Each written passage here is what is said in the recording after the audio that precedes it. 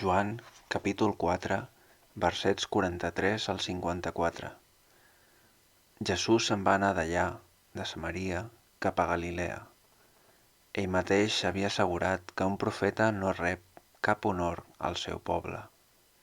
Així doncs, quan va arribar a Galilea, els galileus se'l van acollir, perquè ells també havien anat a la festa de Jerusalem i havien vist tot el que Jesús hi havia fet en aquella ocasió. Va tornar, doncs, a Canà de Galilea, on havia convertit l'aigua en vi. A Cafarnaum hi havia un funcionari reial que tenia el fill malalt.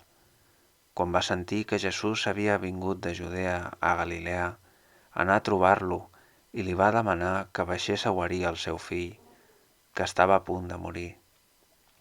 Jesús li digué: «Si no veieu senyals i prodigis, no creieu».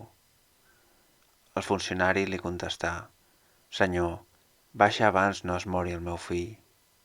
Jesús li digué: «Ves, que el teu fill viu». Aquell home va creure en la paraula que Jesús li havia dit i es posà en camí. Ja baixava a Cafarnaum quan els seus servents l'anaren a trobar i li digueren que el seu fill era viu. Ell els va preguntar a quina hora s'havia posat millor. Els servents li respongueren: «Ahir, a la 1 del migdia, el va deixar la febre». Llavors el pare s'adonà que era exactament l'hora en què Jesús li havia dit: «El teu fill és viu», i van creure ell i tota la seva família.